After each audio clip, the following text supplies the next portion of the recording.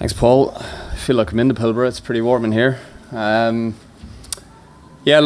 to Reed Corporate. Thanks everyone for coming. Fantastic to have everyone here and to be able to share the Battery Age Minerals story. So, if I was to summarise my presentation in three key points, it would be we are lithium focused and we are exploring a highly fertile asset which we've proven up over the last few months. And as Paul alluded to, the company is run by 4 guys under 40 with over 20 years lithium experience. The vast majority of that was contained at Pilbara Minerals, where we learned our lithium trade.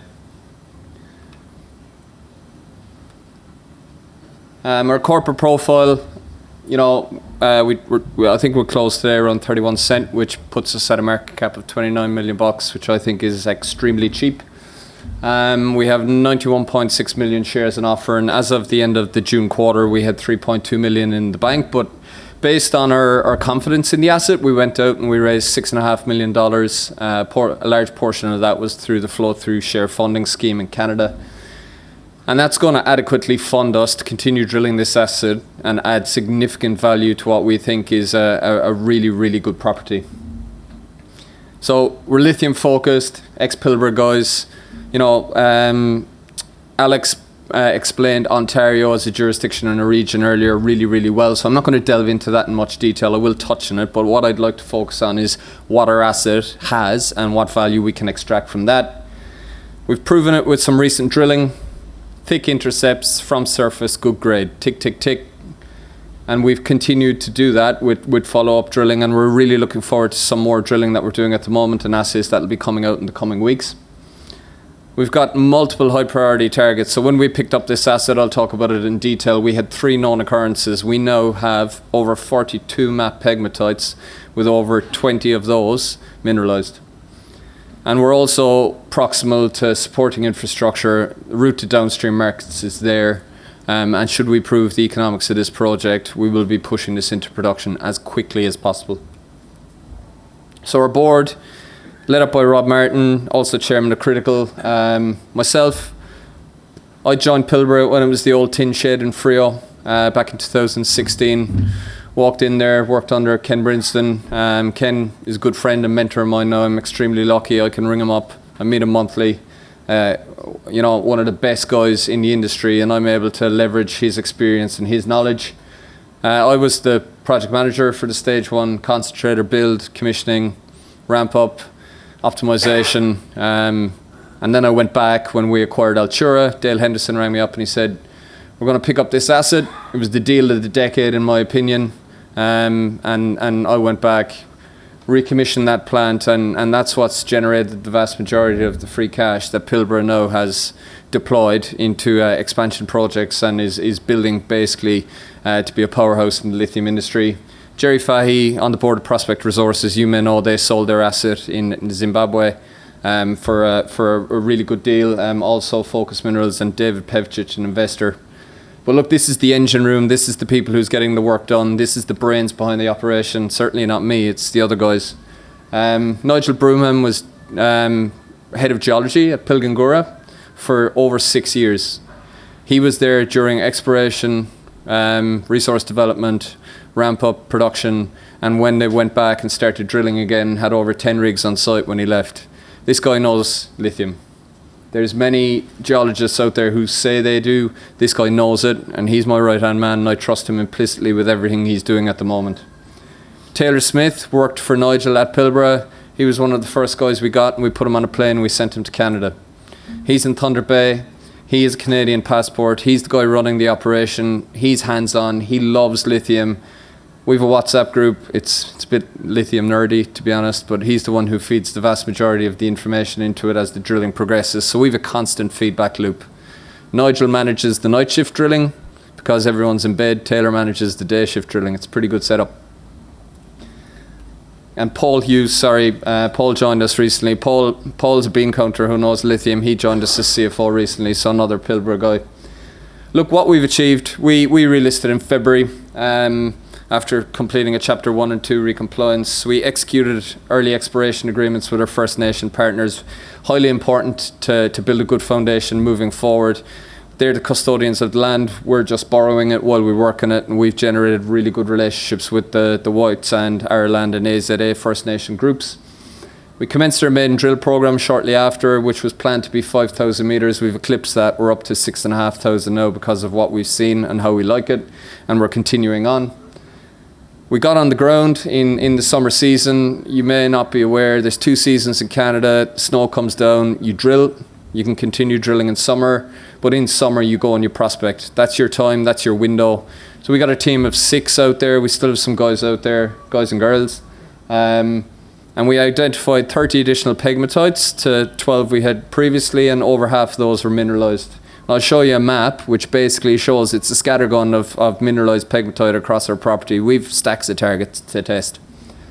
And we've had some outstanding drill results. We announced last week 31.75 metres at 1.45%. Really good grades. Really good high internal grades. We had 8 metres at 2.04% as well, was one intercept we had. So we've had thick grades, thick intercepts, good grades, and from surface. So look, I won't dwell on this all too long because we've talked about Ontario, great jurisdiction, great region, but we're in Northwest Ontario. We're 3 hours from Thunder Bay, a town of 100,000 people, blue collar town, provides us everything we need. The key points to take from this is we can access site all year round. We can drill all year round. We are not dependent on helicopters. We were not restricted by fires. We have been drilling since we put that rod in the ground, and the bit is still turning. We have the Trans-Canadian Rail, my apologies, runs 15 kilometres from our property. So, as was mentioned earlier, infrastructure and access to infrastructure is hugely important from an economics perspective. So should we prove viable, that railway line runs all the way down to Windsor and Detroit, the electric highway, which Alex touched on earlier, which is a mecca and a booming. It's basically re-establishing itself as a new industry. The old automotive industry, which was, heavily dependent on ICEs, is now changing to EVs. And also, we've got proposed green power, the hydroelectric Jackfish power station, 78 megawatts is 15 kilometres from our site. So, it ticks a lot of boxes for us from a jurisdictional perspective. So what I want to talk about is drilling and how we're going to add value to this, because that's what's going to make this stack up. So we've done 57 holes, a couple more even since this, for 6,500 metres. But when we've predominantly focused on Falcon West, Discovery and East, we've assays returned for 38 holes, and we've 19 in the lab at the moment. That 2.3 kilometres there is only a section of the property. I'll talk about the rest of it in a second, but you can even see over that 2.3 kilometres, we've really focused on a few isolated locations. So the scope for growth is huge. You can see the Falcon West pegmatite in the bottom left-hand corner. It strikes in a northeast-southwest fashion. We've drilled through that, and we've had some fantastic intercepts, as you can see here from the cross sections or from the results. And we believe, based on what we've done to date and the prospecting, that we have multiple stacked pegmatites that trend down the whole 5 kilometres of this property. Now it's our responsibility to go and drill it and prove that up. So look, those results speak for themselves. People talk about, significant grades and high grade. That is high grade. 1.45, 1.37, 1.5, 1.5. That's good grade and thickness and from surface. I'll continually go back to those 3 points. We have yet to target depth. These are the cross sections you can see. We've drilled to about 100 metres vertical depth, and we've had really good intercepts, and we'll continue to target that low-hanging fruit while we can, because having been a developer, having been an operator, I understand that the economics stack up when you're into the good stuff immediately. If you're digging it up in your first bucket, you're making money. So look, some really good core tray pictures there. Happy to chat about those. Big blocky coarse crystals, amenable to DMS. Which is pretty consistent around Canadian operations, but really exciting for us. So this is the value. This is what's ahead. This is what we're going to focus on. 6 people on the ground for about 6 to 8 weeks. Some guys still there. We completed LiDAR, we completed ortho imagery, we identified highs, we targeted them, we walked the whole property, and we identified all these outcrops, all these pegmatites. And over half of them mineralised, visible spodumene, which we've reported on. We then went out, we've rock chipped those there in the lab. We're excited about what grades they're going to return And we've also done some geochemical transects across the whole property. So the darker green actually is the greenstone belt that we believe the pegmatites are emplaced in. And as I touched on earlier, we feel there are multiple stacked lenses that trend down the property, striking in that northeast-southwest direction. So, you know, what's even more exciting is we went and we prospected and we found mineralized pegmatites on the far eastern extent of the property. And then we actually went to our northern tenure, Falcon North, and we spent a week there, and that's in the metasediments, and we were extremely enthused when we found mineralized spot in that property as well. So outside of our main focus area, we've also found mineralization. So the scope for growth here is huge.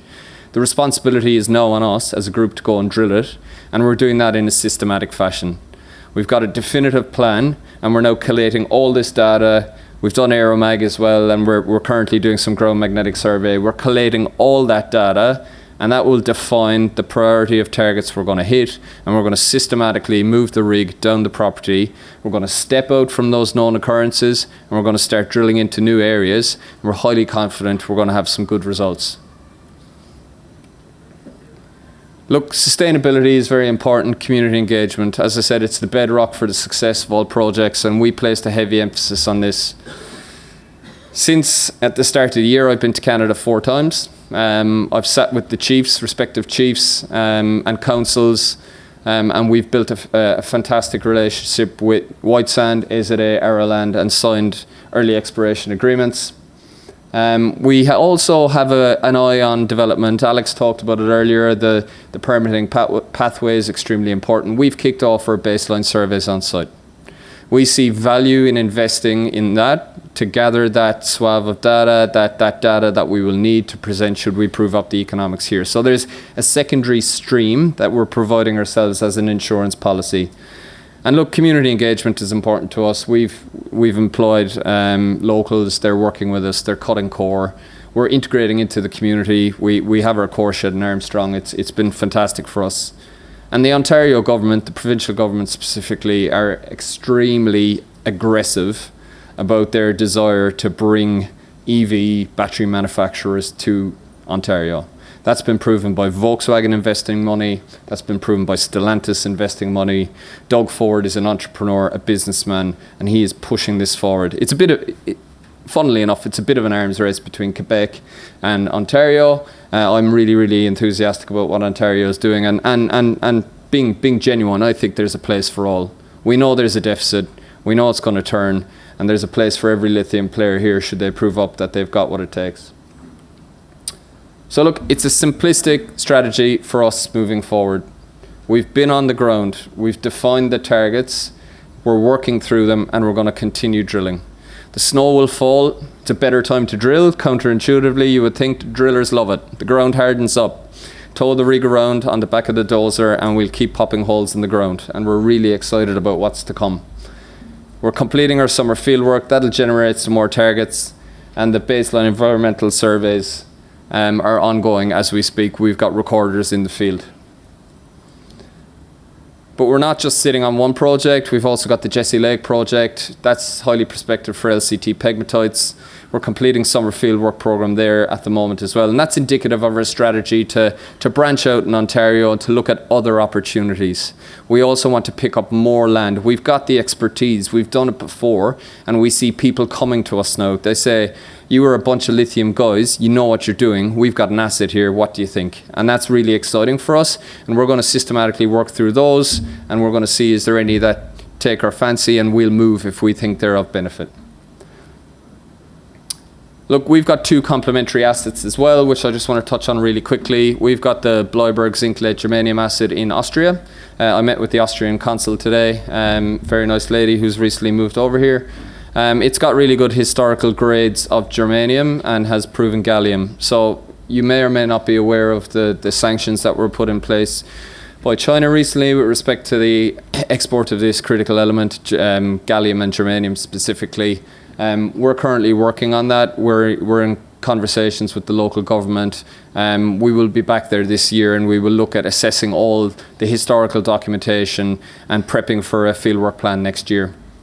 And also the Tidili Copper Project. Dr. Simon Dorling, picture you can see up there. He was on site in April. We took some rock chips. We got some solid results, and we're really excited to get back there and do some trenching and potentially some drilling later this year. Obviously, terrible catastrophe occurred in Morocco, so we're monitoring that closely, and we just want to make sure that we're doing the right thing with the communities. So look, I'll wrap it up. I'm out of time. It's flashing. Very simple. We've got demonstrated drilling success and multiple targets to test, and we've got a team of guys who have done it before, know what they're doing, and we're going to do it. It's very straightforward. We want to extract as much value from this. It's a highly fertile property, and we're really excited about what's going to happen over the next 6 months. So thank you for your time. Enjoy the rest of the presentations, and cheers.